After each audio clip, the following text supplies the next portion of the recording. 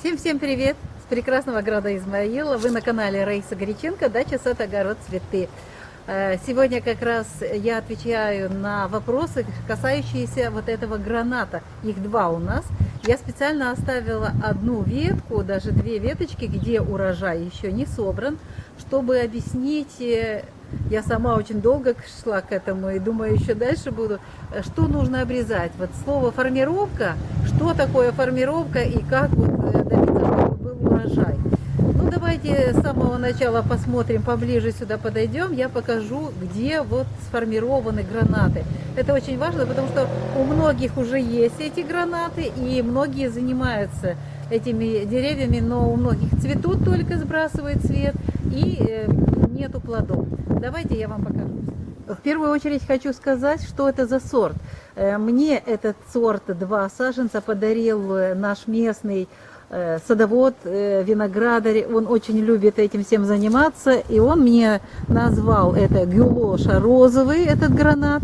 Еще называют галюша его. Мне очень он нравится. И я увидела впервые, как он цветет в саду у Павла Кириллова. Вот его как имя и фамилия звучит. Павел Кириллов. С благодарностью всегда вспоминаем всей семьей, потому что благодаря ему мы получили вот такую красоту. Ну а теперь самое главное, почему все-таки отвечаю на вопрос, почему цветет и осыпается. Я это как раз с этим сталкивалась в первый год.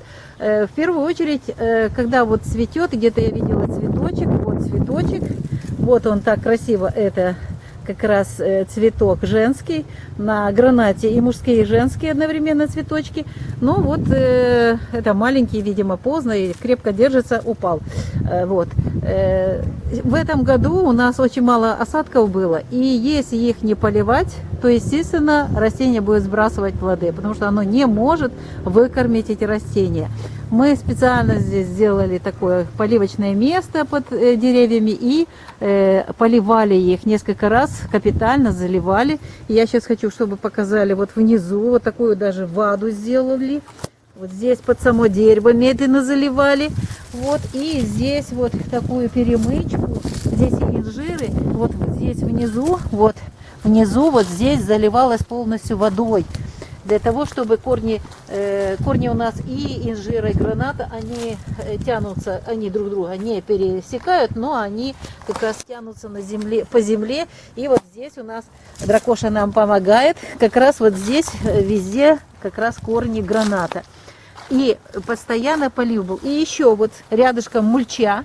Вот это мы мульчировали. Вот благодаря тому, что есть мульча, в летний период не просыхала почва. Сейчас я немножко уже убрала. И благодаря вот этим моментам поливу, пока вредителей действительно еще не было. И ну нету, на инжире есть, а здесь пока нету, поэтому не могу ничего сказать. Единственное, что это вот раннее открытие было, в апреле были возвратные заморозки. У нас вот оно вот 2 дерева, одно вот здесь, рядышком второе.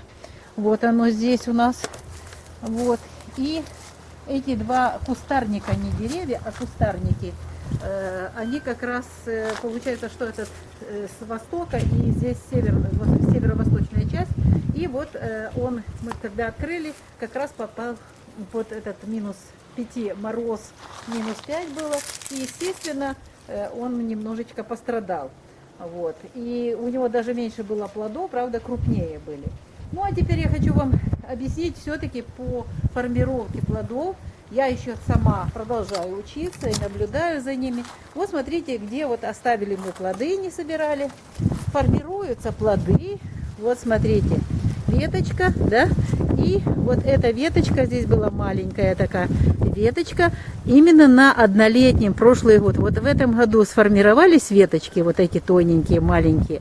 Вот на этих веточках будут как раз уже формироваться плоды. Еще не могу сказать где, потому что цветут и здесь на этих веточках и мужские цветочки, есть и женские. Но вот таким образом здесь, вот здесь тоже, смотрите, тоже веточка однолетняя. Это чтобы знали, что нужно оставлять вот как раз молодежь, как в инжире, нужно все время. Вот здесь тоже, вот сюда, пожалуйста. Здесь вот очень хорошо видны плоды. Вот однолетняя веточка прямо на кончике. Вот здесь тоже. Вот чего-то ему нравится формировать плодики больше вот так. Это тоже однолетняя была веточка. И вот такие были тут цветочечки. Их по 3, по 4, по 5 бывает цветочков. Много. И что-то остается, вот закладывается и зреют потом вот эти плоды.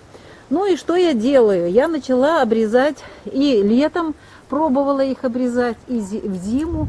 И вот сейчас я хочу как раз водолей, и только-только вот водолей — это дни воздуха, как раз не гниет, не растение, хотя и холодно уже, но все равно в дни воздуха близнецы, водолей, весы очень хорошо обрезать.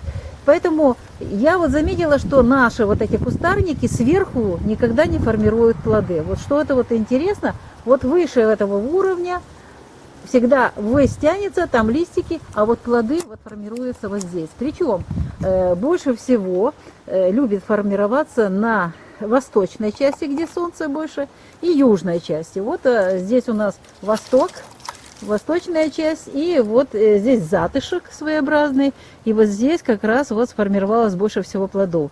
Хотя они чуть-чуть мелкие разные есть, но вот они здесь как раз растут. Вот видно хорошо, где формируются плоды. И что нужно теперь делать, чтобы в зиму мы укрываем, и каким образом нужно оставить на следующий год. Я вот думаю, что вот на эти я оставлю, а вот это верхнее уже, вот эту часть, вот, где у нас тут вот, чтобы меньше укрывать, вот там тоже плодики есть. Вот нужно будет обрезать аж вот эту часть вот. Вот эту верхнюю веточку, мужская рука, это мужская рука, срезали. Теперь рядышком, вот это можно вот оставить, то, что вот осталось, вот это мы оставляем. Теперь вот эти тоже сверху, я посередине весной срезала, вот сейчас эти тоже, вот самые верхушки тоже будем срезать. Их надо будет срезать, потому что толку с них не будет. Вот, самые верхние. И потом укрывать в зиму очень сложно. Вот там, где рука держит, вот там, да. Вот там срезай. Вот там даже видно уже, что будут почечки. Не, то сильно далеко. Вот там, да. Не, выше вот этой веточки, вот тут. Вот, там как раз видно, что будет цвести. Вот. Уже верхушки кусок нету. И вот так вот здесь вот тоже все верхушки сейчас мы срежем. Так, тут мы режем кусочек. Так, хорошо. Тут оставляется. Давай вот тут верхушку тоже вот эту мы срезаем. Вот эту верхнюю часть. Вот, она будет торчать. Так, вот тут вот здесь режем. Крепкая древесина такая. Довольно-таки сложно ее резать. Гранатик. Так. Эта веточка, еще пригни ее. Вот этот кусочек. Вот он. Вот так вот, это тоже сверху, верхушку срезай, потому что она все равно нам будет мешать, и урожая на ней не будет. Так, и вот эти тоже две, сейчас покажу. Так, вот эту тоже срезаем. Вот так вот. Вот здесь достаточно. Вот. И вот здесь надо срезать. Вот. Срезай. Так. Ну, в принципе, тут уже хорошо. И вот эту тоже она как раз внутри затеняет, и толку с нее нету. Вот так мы ее тоже обрезали. В общем, принцип обрезки дальше. Вот это верхушки убираем, а здесь, чтобы тоже они друг дружке не мешали, не пересекались. Вот сейчас дальше тоже будем обрезать вот эти части. И очень важно, давай еще обрежем, вот моя недоработка, как раз вторая половина лета, нужно обрезать вот эти все пасынки, эти волчки, в общем, это поросль, как их называют по-разному садоводы, вот эту поросль надо убирать. На том кустарнике я это сделала, а сюда не дошла. Вот так вот сейчас тоже вычистим все. Так, и здесь одна ветка, я ее в свое время только верхушку спилила, сейчас мы ее тоже убираем. Вообще-то, чтобы сформировать и были гранат, и чтобы был хороший урожай, нужно оставлять где-то 3-5, я даже видела один из узбекских любителей как раз выращивать гранаты, садовод. Так вот, он оставляет вообще по одному вот такому побегу и на нем формирует как раз растение. Формирует вообще-то все растение, как маленькое такое деревцо. Получается, вот эта ветка как раз, она вот нам мешала. И мы ее тоже убираем. Вот. Все становится светлее и светлее. Ну и остается сверху еще. Вот, ну вот одну веточку мы уже, вот это даже две, мы их почти что сформировали. Сейчас еще только кончики чуть-чуть пообрезаем. И вот она как получается. Вот. И еще, когда я уже буду связывать, я там верхушку выравниваю уже так, полностью. Вот приняли решение, консилиум, еще вот одну. Они трут друг дружка, еще будет одна спилена. Тем более, что это западная часть, и на ней практически плодов не было за все время. Вот, вот гранат не обрезанный, хотя были попытки его летом и весной обрезать. Вот такой он большой. Ну, а вот то, что у нас осталось вот здесь. Куча древесины. Получается, выращивали дрова. Вот надо формировать. Будет именно оставлять 3-4 таких побега. И на них уже оставлять для плодов.